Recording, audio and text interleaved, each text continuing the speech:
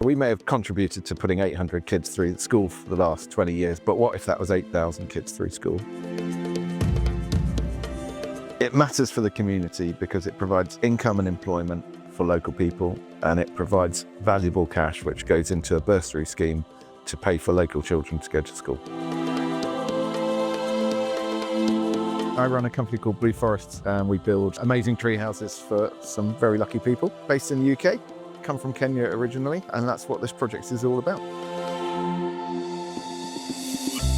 The Mida Creek project that we're working on is a project that I was involved with about 20 years ago. Mida Creek is a beautiful, incredible mangrove environment down on the coast of Kenya. Basically a tidal estuary, full of bird life, incredible conservation area. Not much of a tourist hotspot. In fact, I would say it's probably one of the most overlooked places on earth, but an amazing, magical spot. I built a suspended walkway there, 260 meters of rope bridges winding through the mangroves. Quite an incredible project. I have to say, I was young. With the help of some local beach boys, we got this thing up and running in about 3 months. Quite a project for me at that point in my life, and really kicked off what turned out to be 20 years of a remarkable community conservation-led scheme. Mida Creek is just next to the last bit of coastal dry forest, also home to a conservation charity called Arusha. They started Assets for Short, but the Arabuko Sokoke Schools and Ecotourism Scheme.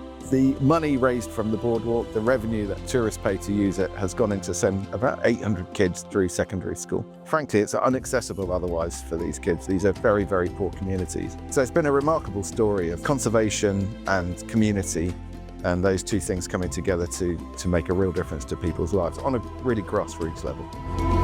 23 years on, the boardwalk has taken a hammering from the tide, from the environment, and from youth, and obviously it takes money to maintain it. We're raising money to rebuild the boardwalk properly. We now have a much more kind of robust solution to rebuild it, and actually to up the game as well, to make it something really spectacular. In essence, it's a series of concrete platforms which give us stability, and then they're linked with 10-meter sections of rope bridges, and it will wind its way, following largely the path that we've currently got down there. 265 meters to a lookout point where you can watch all the bird life coming in at night. Some amazing sunsets. I mean, it's a beautiful spot.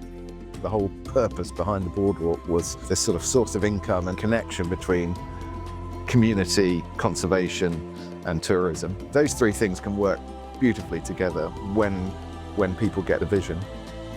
To make this project happen, we need 300,000 primarily into rebuilding the boardwalk, but we're also raising money to train up some guides to equip them with the skills that they need to be able to show people around. And the money that the boardwalk then raises will go directly to paying for kids to go through school. To be honest with you, you've just got to go and experience it. So if you want to get involved, come along, help out, come and build it. I'd really love to have it up and running for the peak season, early 26, for a kind of mid-26 finish would be amazing, because it is more than a bridge, it's a connection. It's a connection between tourism, conservation, and community. It would make a massive difference.